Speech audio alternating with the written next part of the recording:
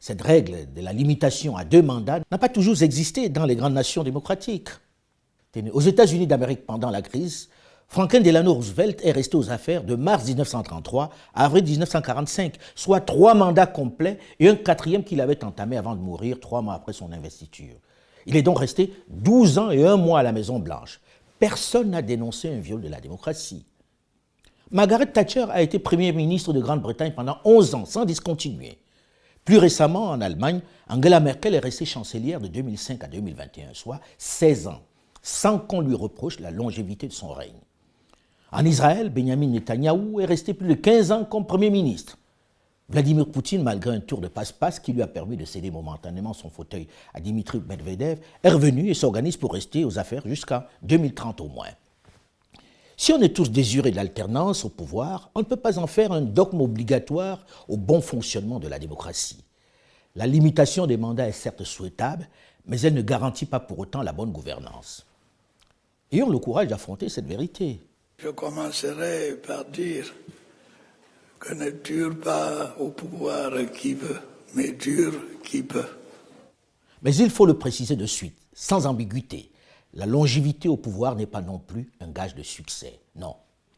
Elle peut être un réel frein pour le développement pour peu que les leaders n'aient aucune vision, aucun réel projet. Il suffit pour s'en convaincre de regarder les pays d'Afrique centrale où l'on bat des records de longévité aux affaires. Guinée équatoriale, Cameroun, Congo, pour ne citer que ceux-là. On ne peut pas parler de succès, le développement n'est pas vraiment au rendez-vous, c'est un fait. Ils sont aux affaires depuis plusieurs décennies pourtant. Ils n'ont toujours pas transformé leur environnement. On est loin de Dubaï là, hein?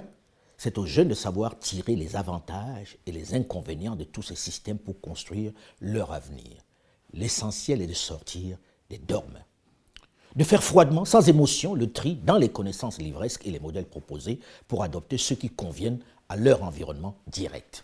Si certains penseurs des siècles précédents ont mis sur pied des modèles de gouvernance, des idéologies qui régissent leur société jusqu'à ce jour, des concepts de gouvernance qui ont traversé des siècles, il est logique, si nous sommes des êtres humains sans complexe et dotés d'intelligence, de penser, d'inventer un modèle qui serait idoine à notre société.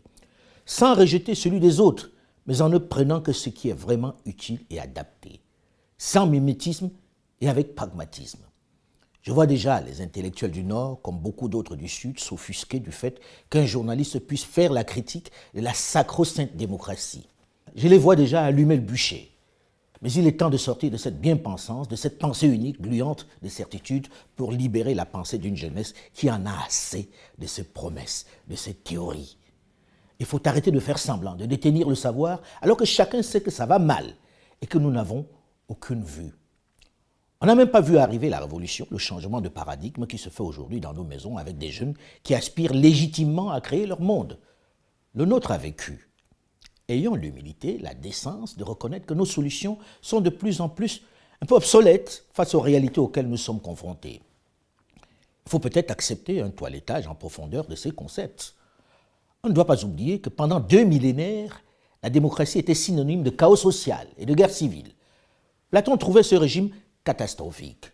Nous sommes sans doute en train de vivre la fin de l'hégémonie occidentale sur le monde. Nous nous étions habitués à un ordre international qui, depuis le XVIIIe siècle, reposait sur une hégémonie occidentale. Vraisemblablement française au XVIIIe siècle, par l'inspiration des Lumières, sans doute britannique au XIXe grâce à la révolution industrielle, et raisonnablement américain au XXe, grâce aux 2 grands conflits et à la domination économique et politique de cette puissance. Les choses changent.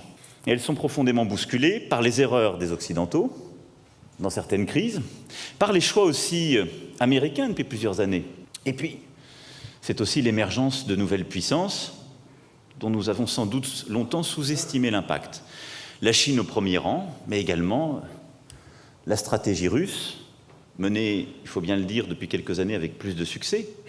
L'Inde qui émerge, ces nouvelles économies qui deviennent aussi des puissances, pas seulement économiques, mais politiques, et qui se pensent, comme certains ont pu l'écrire, comme de véritables États-civilisations, et qui viennent non seulement bousculer notre ordre international, qui viennent peser dans l'ordre économique, mais qui viennent aussi repenser l'ordre politique et l'imaginaire politique qui va avec. Tout ça doit nous poser des questions profondes. D'abord, me faire constater que les habitudes, les dogmes qui étaient les nôtres ne sont plus valables. Nous devons être conscientes que l'Europe n'est plus le principal interlocuteur de l'Afrique. Si nous voulons continuer à avoir cette relation privilégiée avec elle, nous devons changer de méthode.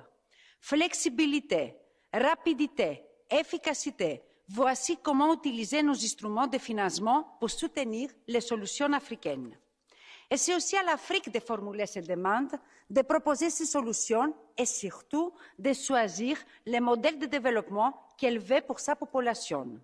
La brutalité, la prédation, le néocolonialisme, les méthodes utilisées par certains partenaires de l'Afrique ne sont pas les nôtres. C'est clairement dit.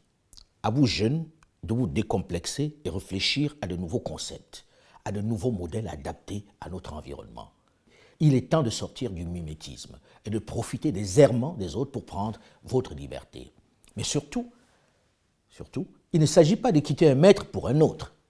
Il ne s'agit pas de se libérer d'un concurrent pour un autre dominant. Il ne s'agit pas de dire « je vais me vendre aux Chinois, aux Russes ou aux Indiens ». Non. Il s'agit de tracer sa propre voie, sans complexe. Le monde vous appartient et le ciel seul est la limite.